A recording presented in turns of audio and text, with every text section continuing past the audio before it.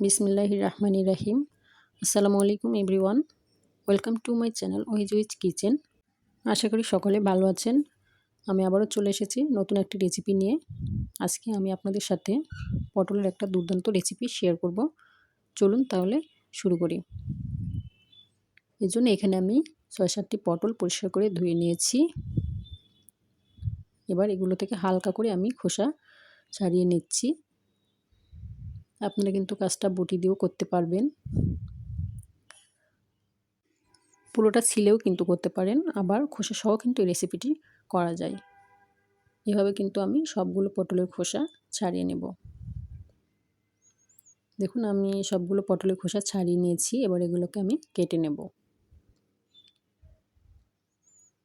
এজন্য আমি একটি পটলকে মাঝখান দিয়ে কেটে নিচ্ছি। এবার এর ভেতরে যে বীজগুলো আছে এগুলো আমি তুলে ফেলে দিচ্ছি।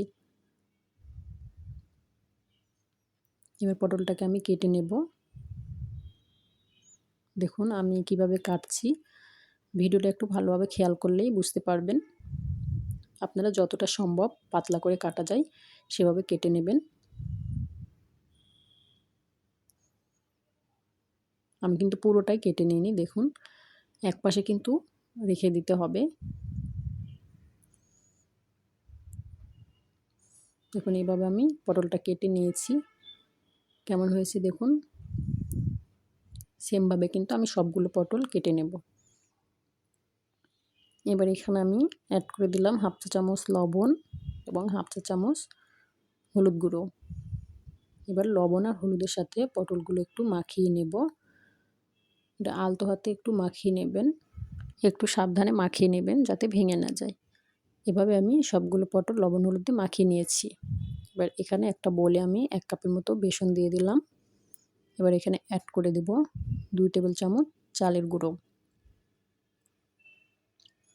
আপনারা কিন্তু শুধুমাত্র বেসন দিয়েও এই রেসিপি করতে পারেন, তবে চালের গুঁড়োটা দিলে কিন্তু অনেক মুচমুচে হয়, খেতে অনেক ভালো লাগে।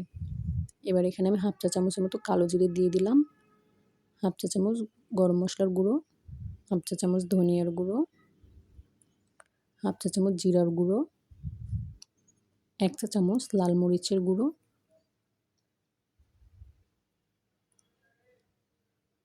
হাফ চা চামচ হলুদ গুঁড়ো।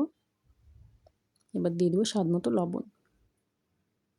এবার শুকনো উপকরণগুলো খুব ভালোভাবে একটু মিশিয়ে নেব। এবার এখানে আমি নর্মাল তাপমাত্রার পানি দিয়ে একটা বেসনের গোলা রেডি করে নেব।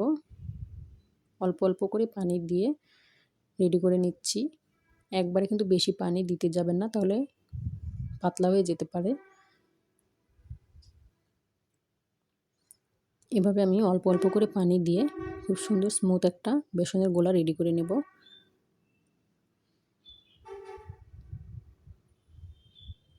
দেখুন আমার রেডি হয়ে গেছে। এবার আমি একটু ফেটিয়ে নিচ্ছি।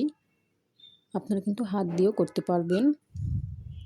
দেখুন আমি কনসিস্টেন্সিটা দেখিয়ে দিচ্ছি, খুব বেশি ঘনও হবে না, আবার খুব বেশি পাতলাও কিন্তু না।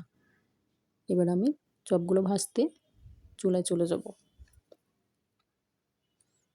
এই জন্য চুলায় আমি একটা প্যানে পর্যাপ্ত পরিমাণ সয়াবিন তেল গরম করতে দিয়েছি।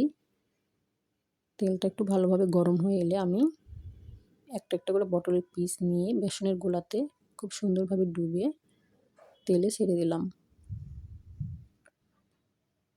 এভাবে আমি প্রত্যেকটি পটলের পিস ভেজে নেব।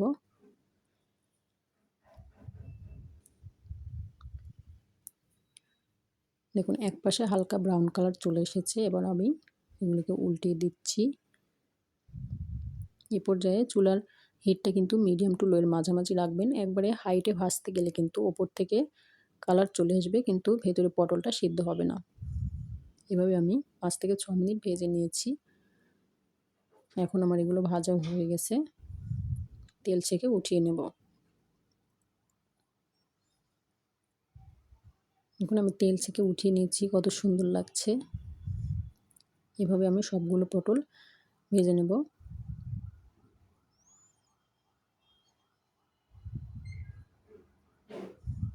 আমার এভাবে সবগুলো পটলের চপ ভাজা হয়ে গিয়েছে। কতটা সুন্দর হয়েছে দেখতে দেখুন। আপনারা কিন্তু অবশ্যই বাসায় একবার ট্রাই করবেন। পটলের একঘেয়েমি রেসিপি ছেড়ে এভাবে একবার বানিয়ে দেখুন। ছোট বড় সবাই কিন্তু খুব পছন্দ করবে। আমার রেসিপিটি যদি ভালো লাগে তাহলে অবশ্যই লাইক, কমেন্ট অ্যান্ড শেয়ার করে দেবেন।